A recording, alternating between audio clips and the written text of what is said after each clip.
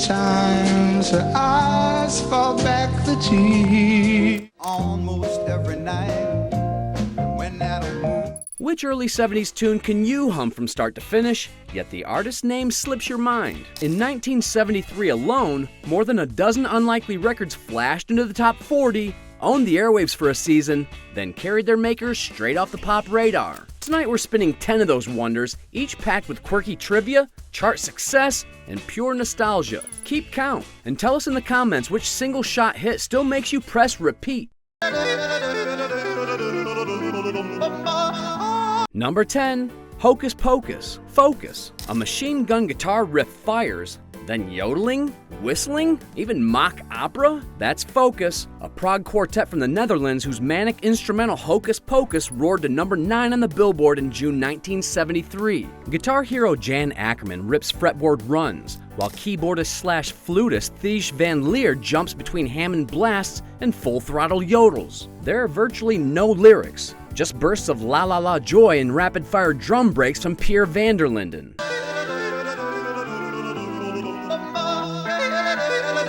Most American listeners had never heard Dutch radio before, so this 3-minute storm felt like it came from outer space. Guitar Magazine still ranked the main riff among the top 50 classic rock licks. Sport Networks licensed the track for highlight reels because the energy never dips. Have you ever tried hitting that yodel note behind the wheel and startling everyone else in the car? Tell us your success or failure. Remembers the first time he held her, and the night that she came to his bed. Number 9, Daisy a Day, Judd Strunk. A gentle acoustic guitar and a warm baritone introduce a man who brings his sweetheart one daisy every single day, even after she's gone. New England singer-comedian Judd Strunk released the track in late 72. By spring 73, it reached number 14 pop and number 4 adult contemporary, staying on US charts for 12 weeks. And the four winds we know blow away. Billboard called it one of the year's most comforting singles. Couples loved the plain-spoken promise, making it a wedding standard from Maine to Malibu. Years later, baby boomer pairs chose it again while renewing their vows, giving the tune a second wave on easy listening stations. I'll give you a daisy a day, dear. Would you walk down the aisle to this? Or is it too tiered jerker for your taste? Let us know. Black as the night. Number 8, Brother Louie, Stories. The band counts in. Drums pop, and the chant Louie, Louie, Louie, Louie kicks off a saga about interracial romance and small-town gossip. Written by Hot Chocolate's Errol Brown and Tony Wilson, the song hit in Britain first. The New York group Stories heard it, punched up the fuzz guitar, and by August 73 owned the number 1 slot on US radio for 2 weeks, bumping the Allman Brothers and Paul McCartney down a notch. Its direct talk on race felt bold at a time when pop avoided heavy subjects. Rolling Stone later praised Ian Lloyd's soaring blue-eyed soul vocals for making prejudice sound as ugly as it really is. The single closed 73 as Billboard's 13th biggest record. Have you ever cued this at the karaoke? Maybe to get the whole bar singing that chorus? We want stories. You got your dead skunk in the middle of the road. Dead skunk in the... Number 7, Dead Skunk, Loudon Wainwright III. Picture this, a cold New York night, a funky odor on the highway, and songwriter Loudon Wainwright III thinking up lyrics in 15 minutes. Out popped Dead Skunk, a banjo-driven folk tune celebrating, well, complaining about roadkill. Radio DJs couldn't resist spinning something so odd, and listeners pushed it to number 16 on the Hot 100 in February of 73. Last weekend on a Tuesday night, but I'm gonna have to give you the score. The song's jaunty two-step rhythm hides sneaky chord changes admired by Americana pickers. Its hook Stink into High Heaven still shows up in pub sing-alongs. Skunk in the middle of the road. Dead skunk in the... Did your family howl with laughter when this came on the car radio? Or did mom change the dial fast? Share.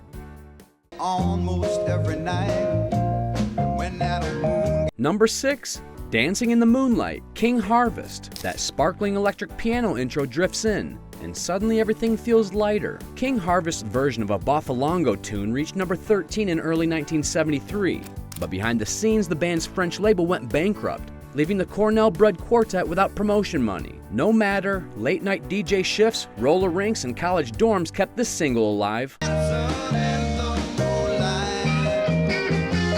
The chorus captures a night where everybody here is out of sight, evoking beach fires, first dates, and soft breezes. Modern syncs and Guardians of the Galaxy, Netflix's Wednesday, and dozens of beer commercials prove this vibe never ages.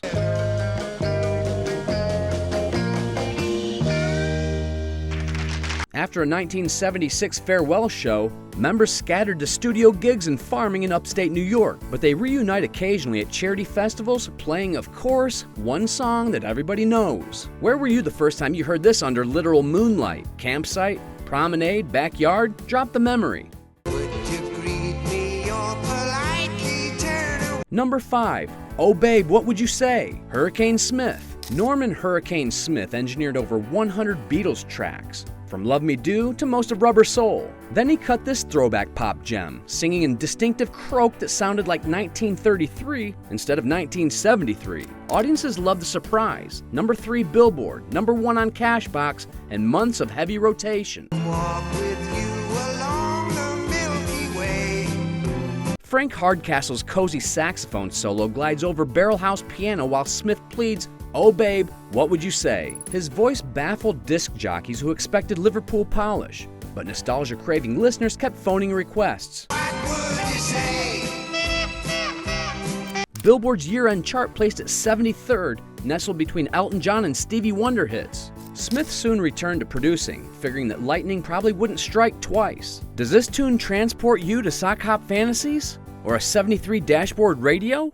Many times her eyes fall back the tears. Number 4. Wildflower, Skylark. Soft string pads bloom, and Donnie Gerard's velvet tenor sings of a woman who's faced the hardest times. Recorded in Vancouver, Wildflower first conquered Canadian charts, then crossed the border thanks to Detroit's CKLW powerhouse. It set 21 weeks on Billboard, peaking at number 9 and ranking 25th for the year.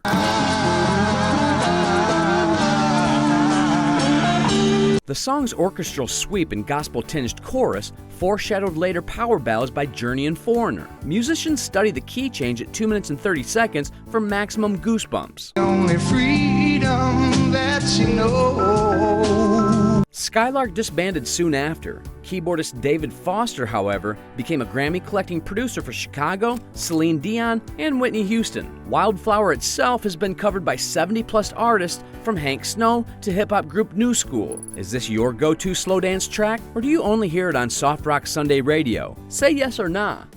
Don't you know I have come a long Number 3. My Maria, B.W. Stevenson. A joyous falsetto, My Maria, rides jangly acoustic strums and steel guitar glides. Texan B.W. Stevenson fused country storytelling, pop hooks, and rock rhythm, catching a national wave that peaked at number 9 pop, number 9 adult contemporary. Many listeners labeled it cosmic country, paving the way for the Austin music boom. Maria.